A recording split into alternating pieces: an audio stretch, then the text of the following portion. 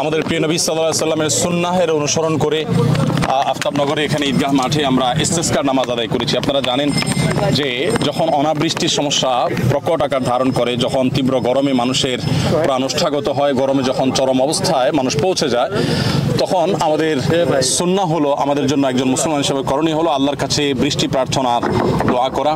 আর এই বৃষ্টি প্রার্থনার দোয়া আমাদের প্রিয় নবী সাল্লাল্লাহু আলাইহি সাল্লাম করার জন্য বের হয়েছিলেন এবং তৎক্ষণাৎ আল্লাহ তাআলা দোয়া কবুল করেছেন। আল্লাহ তাআলা কাছে আমরা দোয়া নিবেদন করেছি, আল্লাহ সুবহানাহু ওয়া তাআলা আমাদের দোয়া কবুল করবেন, সেটি আল্লাহ তাআলার কাছে আমাদের প্রত্যাশা। আমরা জানি গত 1-2 বছর যাবত আমাদের দেশে গরম প্রচণ্ড আকারে আপনার পড়ছে এবং গরমের তীব্রতার কারণে পশু পাখি প্রাণী এমনকি আমাদের ফল ফসল ক্ষতিগ্রস্ত হচ্ছে। ক্ষেতগুলো ফেটে খেটে খাওয়া দিনমজুর মানুষেরা তাদের কাজকাম করতে পারছে না, অনেক অসুস্থ হয়ে যাচ্ছেন। তো বিভিন্ন হাদিস থেকে এবং কোরআনের বিভিন্ন আয়াত থেকে আমরা জানি যে মানুষ যখন তাদের পাপাচার যখন বৃদ্ধি পায়, মানুষের মধ্যে যখন ব্যক্তিগত যে অপরাধগুলো সেগুলো যখন বেড়ে যায়, জাতীয় অপরাধগুলো যখন বেড়ে যায়, বিশেষ করে যখন একে অন্যের প্রতি জুলুম করে, মানুষের হক নষ্ট করে, অধিকার নষ্ট করে, মানুষের অধিকার নষ্ট করে, পশু পাখির অধিকার নষ্ট করে, পরিবেশের অধিকার যখন নষ্ট করে, তখন অনাবৃষ্টির এই বিপদের মুখোমুখি মানুষ হয়ে থাকে। তো আমাদের উচিত হবে সবাইকে গণহারে তওবা এবং ইস্তিগফার করা। আমরা প্রত্যেকে আত্মশুদ্ধির জন্য আল্লাহ সুবহানাহু ওয়া তাআলার কাছে দোয়া করা দরকার। আমরা সংশোধন চাই, আমরা প্রত্যেকে ভালো পথে আসতে চাই। আমরা মূলত একটু দেরি করে ঘোষণা দিয়েছি, যাতে করে আমরা চাইছি যে এখানে খুব বেশি মানুষের সমাগম না হয়, দূর দূরান্ত থেকে মানুষ এই প্রচন্ড রোদে কষ্ট করে না এসে প্রত্যেকে যার যার এলাকাতে ইস্তেসকার নামাজের আয়োজন করে। তো আমি আশা করব দেশের ইমাম সাহেবগণ প্রত্যেকে পশু পাখিগুলোর জন্য আমরা যেন দোয়া করতে থাকি। সেই সাথে আমাদের এই তীব্র গরমে আশেপাশে মানুষগুলো এবং আমাদের আশপাশের পরিবেশের প্রতি আমরা লক্ষ্য করতে পারি। আমরা জানি যে প্রচুর পরিমাণে বৃক্ষরোপণ করা আমাদের দেশে প্রয়োজন। যে পরিমাণ আমাদের দেশে মানুষের বসবাস, এত পরিমাণ মানুষের মধ্যে দেখা যাচ্ছে যে সেই পরিমাণ গাছপালা, সেই পরিমাণ আমাদের উদ্ভিদ নেই, সেই পরিমাণ ঘাস সবুজায়ন নেই। তো এই যে অভাব রয়েছে, সেই অভাবটা দূর করার চেষ্টা করা দরকার। আপনারা জানেন আস-সুন্নাহ ফাউন্ডেশন থেকে গত বছর আমরা 1 লক্ষ ফলদ গাছ রোপণ করেছি সারা দেশে। এবছর আমরা 3 লক্ষ গাছ রোপণ করার কাজ ইতিমধ্যে হাতে নিয়েছি, আমরা কর্মসূচি শুরু করেছি। গত বছর যে আমরা 1 লক্ষ গাছ রোপণ করেছি, সেখানে প্রচুর পরিমাণে লেবুর গাছ ছিল। আপনারা জানেন গরমে লেবুর শরবত পান করার জন্য আমাদেরকে বিশেষজ্ঞরা পরামর্শ দিয়ে থাকেন।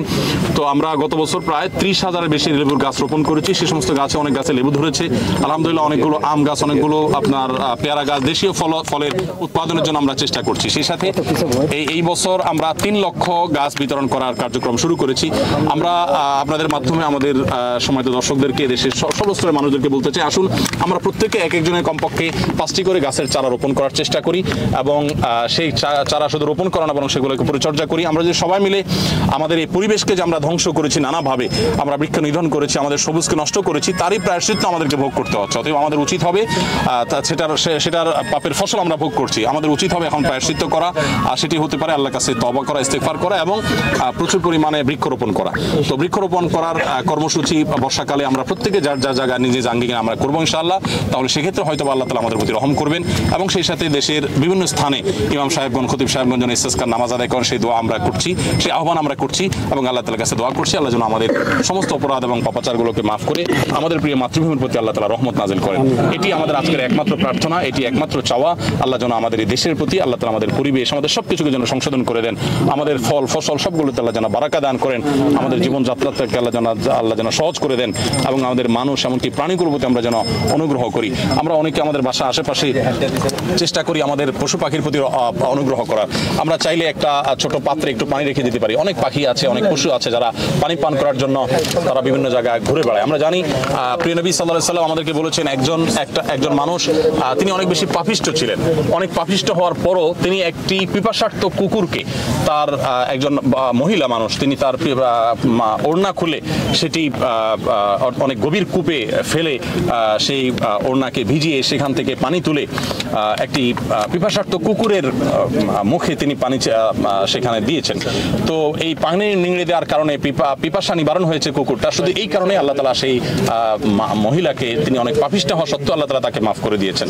তো এখান থেকে বোঝা যায় যে পশু পাখি এবং মানুষের প্রতি কল্যাণ করার কত গুরুত্ব। আমরা প্রত্যেকে যার যার জায়গায় জায়গা থেকে আমরা সুমিষ্ট এবং আপনার সুস্বাদু সুপেয় পানি বিতরণ করি, মানুষকে পানি পান করাই, পশু পাখিগুলোর পানির ব্যবস্থা করি এবং প্রত্যেকে যার যার জায়গা থেকে বৃক্ষরোপণ সহ আমাদের কর্তব্যগুলো আমরা পালন করি। আল্লাহ তাআলা আমাদের প্রতি অবশ্যই রহম করবেন ইনশাআল্লাহ। জাযাকুমুল্লাহ খাইর, থ্যাংক ইউ সো মাচ, জাযাকুমুল্লাহ। আমার টিভি, সৃষ্টিশীল বিনোদনের।